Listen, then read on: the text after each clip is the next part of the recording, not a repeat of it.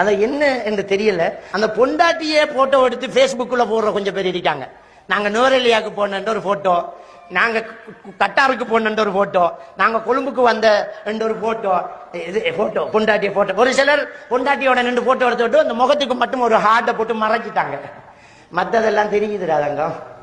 அவங்களுக்கு தெரியாதாச்சும் ஒரு சொப்டையார் இருக்கு மறைச்சத்தை வெளிசாக்கி எடுக்கலாம். இது தேவை ஒண்ட பொண்டாட்டி நீ ரசிய நேரத்துக்கு ஊருக்கு காட்டுறேன். அதுலயும் அந்த கல்யாண தண்டைக்கு அந்த பொண்டாட்டியோட அவர் நிக்க, அவரை கூட்டாளிமார் அங்கால நிக்க, பாக்குறாக்களுக்கு 6 புருஷன் என்று கேள்வி கேட்க எதுக்கு எதுக்கு? அதுலயும் அந்த கல்யாணத்துல மணமகளுக்கு சோடா பருக்கிறதுக்கு மதினிமார் கொஞ்சம் பேர் அவன் சோடா பருக்கலாம் யோசிச்சிருப்பான். அவசரப்பட்டமோ இதை கேட்டிருக்கலாம். இப்ப 6க்கு புருஷனுங்கிற கேஸ் இந்த அளவுக்கு கேடுகட்ட ஒரு விஷயமாக இந்த திருமண கலாச்சாரங்கள் நடந்துகிட்டு போறதை நாங்க பாக்குறோம். அன்புக்குரியவர்களே, இதெல்லாம் ஒரு அனாச்சாரமா தெரியலையா? இதுதான் இஸ்லாமிய கலாச்சாரமா? எவ்வளவு ஒரு கேடுகட்ட ஒரு கேவலமான ஒரு நிலை. இல்ல, ஒரு முக்கியமான ஒரு விஷயம் என்ன தெரியுமா?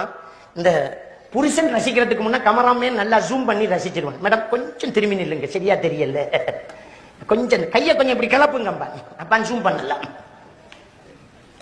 இப்படி கைய வைங்க, இந்த பூவில கைய வைங்க. அவனுக்கு தேவைப்பட்ட சோதனை எல்லாம் அவளை வச்சு அவன் போன்ல அழகா ஜூம் பண்ணி கமராவில் போட்டோ எடுத்து இந்த ஆஜியாருக்கு ஒன்றும் தெரியா இடிச்ச வயசுமா அனிருக்கா